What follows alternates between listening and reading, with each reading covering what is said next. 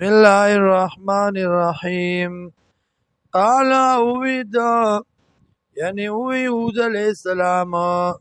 انما العلم یقینا علم د دی عند الله پنځ د الله دی و بلغکم رسول تاسو ته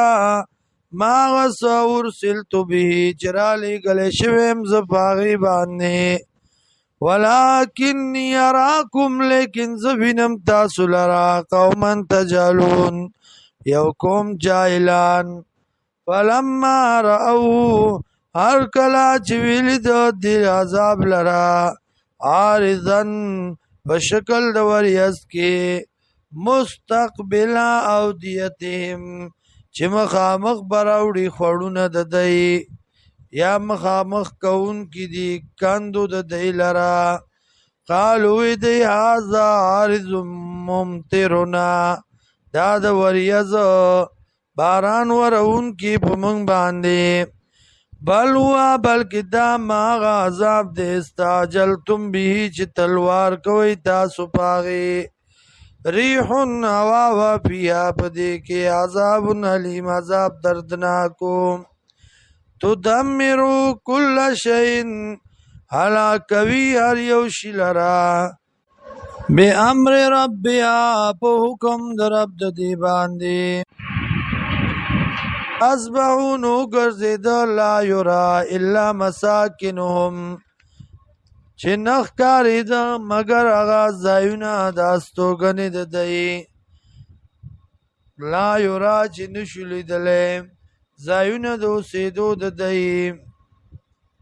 کذالک دارنگی نجزل قوم المجرمین سزاور کو منگا کو مجرمانو تا وَلَقَدْ مَكَّنَّاهُمْ فِيمَا إِن مَّكَّنَّاكُمْ فِيهِ او تاکید سره طاقت ورکړو مونږه دی لرا هغه څه کې چې طاقت نه درکړې مونږ تاسو لا پاغي کې وجعلنا لهم وګرځولیو مونږ دی لرا سمان غوږونه وابصارا نو سترګې وافئدة نو زړونه فما اغنا عنهم اس پیدا ورنکړه دی لرا سموم وغونو د دی ولا ابصارهم او نسترګو د دی ولا افئدتهم او نو زړونو د دی من شین د سسیزنا اذ کانوا یجحدون بآیات الله کله چې دوی انکار کوونکي د آیاتونو د الله نه وحاق بهم او نازل شپدی باندې وحاقا بهم او نازل شپدی باندې ما عذاب کانو چودی بی پاغی سرا یستازیون ٹوکی کون کی